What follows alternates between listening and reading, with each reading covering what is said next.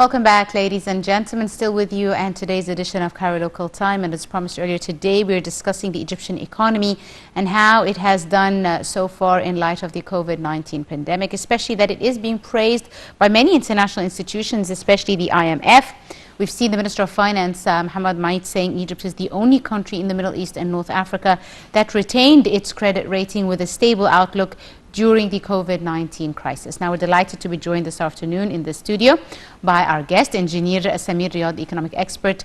Thank you very much, sir, for joining us this afternoon. Welcome. Thank you so much. Sir, now let's start by the latest announcement by the Minister of Finance that Egypt is the only country in the region to retain its stable outlook and was able to really face the repercussions of the COVID-19 pandemic much better than its neighbors. How do you see this development with regards to the Egyptian economy? Of course, this is a very positive announcement, Yes. which we appreciated very much.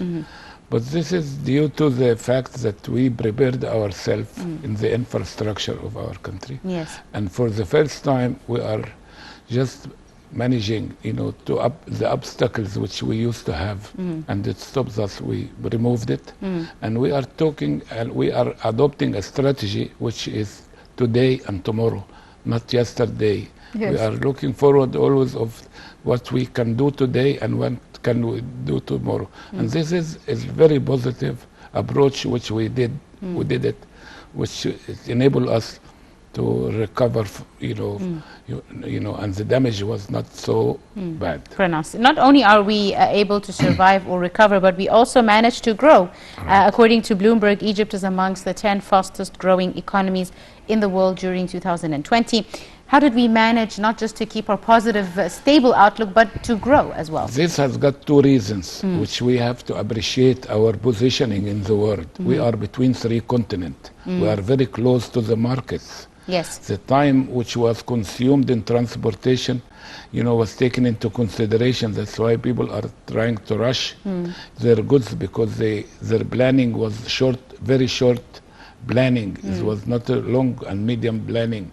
That's why we are a country which is chosen, especially in the agricultural product, Yes. which could provide, the market on a quick way, their needs. Yes. Early on in the first wave of the COVID-19 Right. pandemic, Egypt was able to be the top exporter of, I think it was citrus and onions, Exactly. etc. So the Exactly. agricultural sector also That's had right. a very positive That's growth right. as well. Right. Now, according to the IMF, Egypt also managed to reduce debt to the GDP ratio from 108% for the fiscal year 2016 to 88% by the end of June of this year, as well as achieve a primary surplus of 1.8%. What does this mean, and how do you read these numbers? That in your it opinion? means that, as I said, there is a lot of infrastructure which has been built in the last 5 years, Yes. which has got the response of it. We see it now in the economy, and this is the kind of things which we have to appreciate it, and we have to look forward that we increase the improvement in all sectors to enable us to raise the standard of living of the individuals. Absolutely. Do you think the flow of investment to the country has been, of course, affected by the pandemic? How fast do you expect a recovery in this area? Well, we concentrate very much on this, and I believe that our banks and our financial institutes, Yes. if they take into consideration that we have got 4.2 or more, in the wealth and the money which has been stored by our individuals in the banks, Yes. and we are investing only half of them, that it means that we have got surplus in money. And this we need now, the people which executed businesses to enable us to use this kind of money to make, industries and so on. But the distribution of the population, we have to take it into consideration. Yes. The youth which we have, the education which we have to see about it, that we need now, to consider very much that we give the young people opportunities to be a good and a clever workers, not only, in academic people. You know, we need as well others in other sectors. And We the need our workforce. people. The That's workforce. what you mean. That's Yes. right. Yes.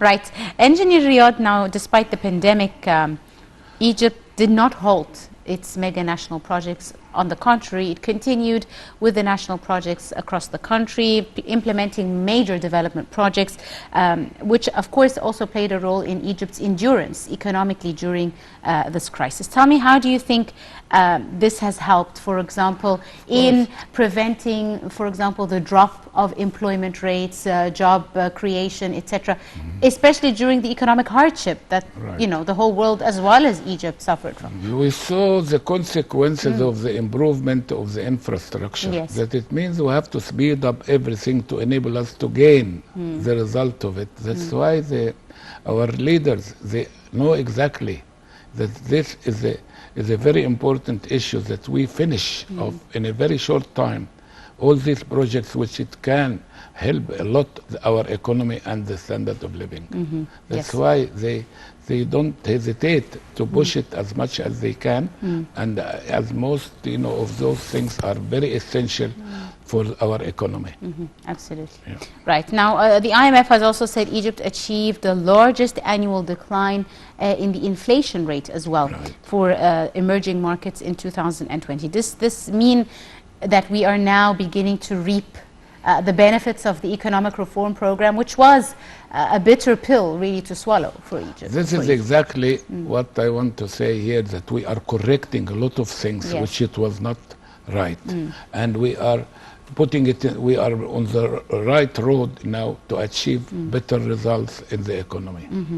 Absolutely. Unemployment indicators also influence these numbers. We've seen a decline in unemployment rates, more job opportunities as well being created. Right. Let us be honest. The unemployment, they are among the educated people. Of course. And this is the, you know, and unfortunately, we are expanding in, you know, in the universities and so on. And I believe that we have to rethink about, you know, our program in the education, you know, because it's very important. And I know that our leaders are focusing very much on this. Yes. But definitely we need more you know, hand workers, and we need you know, working force, which, you know, and we need more factories. We cannot, you know, demolish factories and build in it, you know, buildings. This is something which I believe, you know, we have to see about it, that we need more factories. We cannot demolish factories. Even the building and the infrastructure, we need it. Even if we can apply new, different industry, but we have to keep it. We have got the desert, which we can expand in the building for housing. And we have to, I believe, you know, in the new cities, we have to create, you know, the factories first and then the houses second. But we cannot. That's why the housing ministerium should be responsible only for the housing after building the factories, not before. Right. For the first time as well, 2020 witnessed the surprise decline in the rate of poverty. This is a very important thing. The Central Agency for Public Mobilization, CAPMA, said that Egypt's poverty rate declined to 29.7% in the fiscal year, down from 32.5% just 2 years earlier. This is a great decline. Of course, this is the consequences of the improvement. Yes. You know, everything is related to the others. That's why if we improve in one section, we can improve in the other sections. Absolutely. You know? Engineer Riyadh, tell me, what does this also say about the state's policy of social protection, especially for low-income earners? There's been great attention to them. Of course, we have to encourage people to give them a job, you know, first. And then if they need, you know, additional, you know, help, well, it's welcome. But people, they don't work at all. And then we help them 100%. I'm against it. Everybody is capable of doing something. Yes. We have to get that thing in our consideration. We have to work. We are 100 million people. We need an output of 100 million people per day and per 8 hours. This is needed, you know, to enable us to build on our economy and to increase our benefits. And, you know, this way we can reach, what we want. Absolutely right. Let's talk a bit about how the COVID-19 pandemic hit the whole world, which in turn affected each country differently. For example, in Egypt, the flow of investments stopped. Lots of direct investments stopped because they stopped all over the world. How did this affect our economy as well, with the lack of flowing of foreign investments to the country? Well, this saying is it affects the whole world and it hurts the whole world. That's why the disturbance, it has been affected everywhere. I cannot ignore that we have been disturbed, but not to that extent. Yes. Due to the fact that we were not hit, thank God, because of the precaution, because of a lot of measures which has been taken. And I believe, we did a good job on that, and thank God that God saved us. And Egypt is saved by God first, and then by the wise leadership. Absolutely. Let's talk a bit about some positive news for a change related to the COVID-19 pandemic. As vaccinations are beginning to roll out and vaccine doses are beginning to arrive in the country, etc.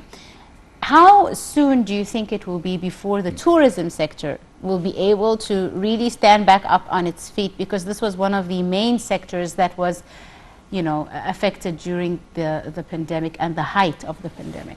When we see the airports in the world are busy, then we know that the tourists can revive again. And unfortunately, the movement between things, the people are frightened to move and scared to move, and you cannot blame them, And definitely this is the kind of things which we have to postpone it for the time being, but unfortunately it hits us hard in this section. Absolutely, which leads me to my next question. How influential was the tourism sector for Egypt's economy? Because Egypt is blessed from God with a lot of tourist attractions, which thank God we have it, and hopefully very soon that this epidemic will remove, and then we can start again, to see things are reviving. Absolutely.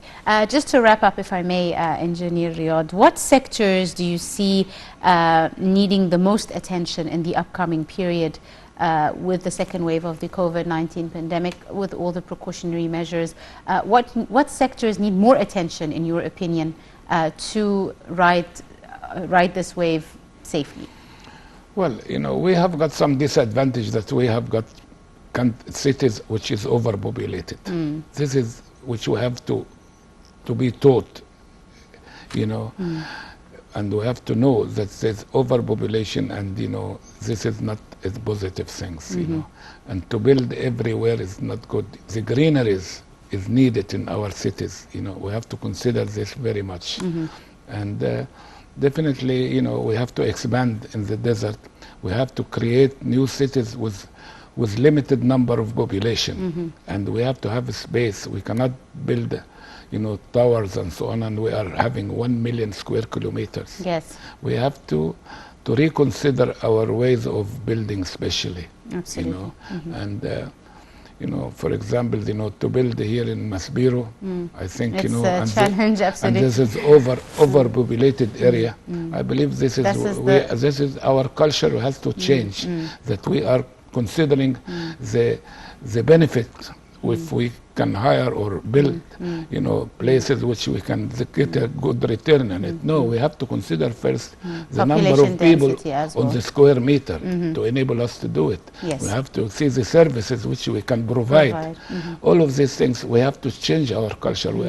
That's why we are inheriting a lot of ideas and so on from very old inheritance when we were 5 million people, but we are 100 million people. Take this place into consideration and see the distribution of people on our land. Right.